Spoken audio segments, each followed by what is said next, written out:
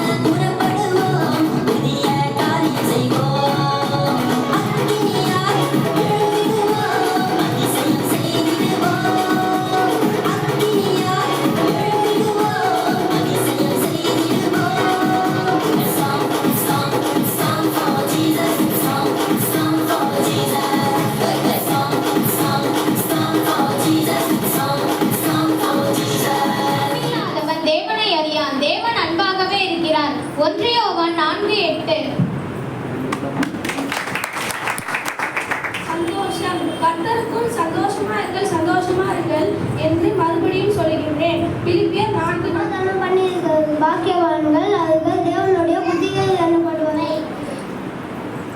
ஒருவருக்கொருவர் பொறாமை கொள்ளாமல் இருக்கிறது. கைப்படாதே கதவில் உனக்கு தயவு செய்வார். நறுகுணம். நீடியும்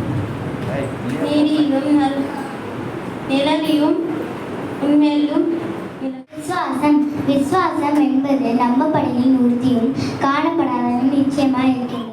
சாந்த குணமாக உள்ளவர்கள் பாக்கியவான்கள், அவர்கள் பூமியை சுதந்திரிப்பார்கள். அடக்கம். ஒருவருக்கொருவர் தயவும் மனதுக்கமாயும் இருந்து கிறிஸ்துவுக்குள் தேவன் உங்களுக்கு மனிதது போல நீங்களும் ஒருவருக்கொருவர் மனிதர்.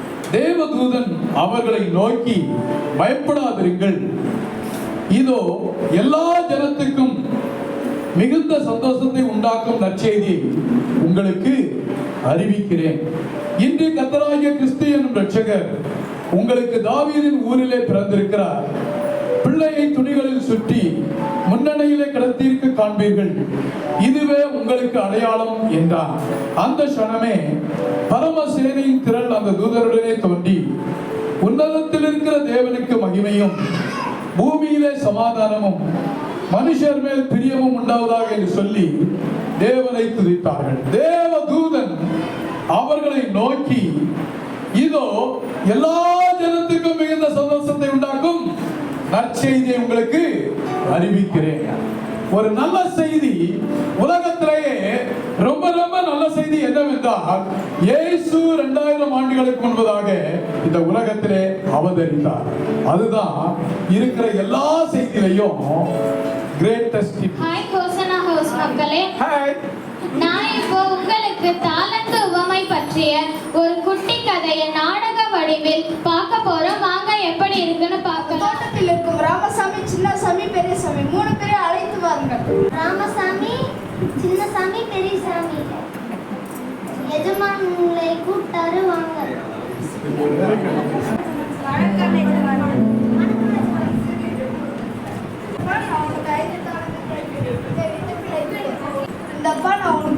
தாளத்தை தருகிறேன். இதை வைத்து பிழைத்துக்கொள். பெரியசாமி, பெருசா தான் இருக்காரு. உனக்கு ஒரு தாளத்தை தருகிறேன். இதை வைத்து பிழைத்துக்கொள். எனக்கு 5 தாளத்தை தருகிறேன். இதை வைத்து நான் என்ன செய்யலாம்? சரி, கடைத்தெருப்பை சென்று போய் பார்க்கலாம். எதனால் எனக்கு 2 தாளத்தை கொடுத்தீர்களால் இதை வைத்து நான் என்ன செய்யணும்? இது எதுக்கு நம்ம கையில கொடுத்தா? இது நம்ம கையில வந்ததுலேருந்து என் நிம்மதியே போச்சு. நிம்மதியா சாப்பிட முடியல, நிம்மதியா தூங்க முடியல.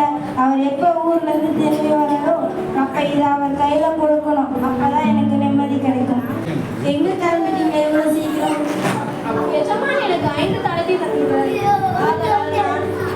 ஆடு மாடுகளை வாங்கி நான் சந்தைக்கு போய் விற்க போகிறேன். அதனால தான் சந்தைக்கு உனக்கு எதுக்கியா இந்த தேவையில்லாத வேலை? நீ ஆடு வாங்கி அது ஏதாவது நோய் வந்து செத்து போக அது உனக்கு நஷ்டம் தானே. உனக்கு எப்பவுமே எதிர்மறையாத பேசுகிறாய். வழி விடுப்பா, போகணும். போயா போ. உனக்கு இப்ப தெரியாது என்னோட அருமை. எச்ச கையால ஈ ஓட்டாத எஜமான் வந்து கேட்பாரு. அப்ப தெரியும் என்னோட உபதேசம். அங்கேயா நீயும் சந்தைக்கு கிளம்பிட்டாயா? ஒரு பொருள் நம்ம மொத்தமாக வாங்கி சின்ன காசு நல்லா வியாபாரம் கிடைக்கும் தானே.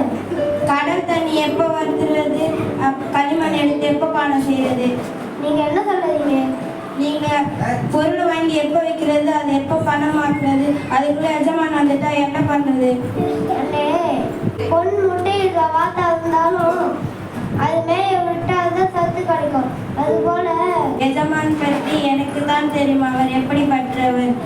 இந்த ஒரு தாளத்தை நான் மண்ணுக்குள் புதைத்து வைக்கிறேன். அவர் ஊரிலிருந்து திரும்பி வர சொல் அவர் கையில் கொடுக்கும். என்ன இவங்க ஏன் இவ்வளோ பரபரப்பாக வேலை செய்கிறாங்கன்னு பார்க்குறீங்களா?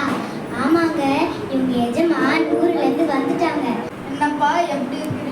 அவங்க பார்க்கும்போது தெரிஞ்சு ரொம்ப நல்லா இருக்கிறீங்க அப்படின்னு நான் நினைக்கிறேன். சரி, நான் கொடுத்த தாளத்தை எல்லாத்தையும் தாங்க. நான் கணக்கு பார்க்கணும் திரும்பியும்.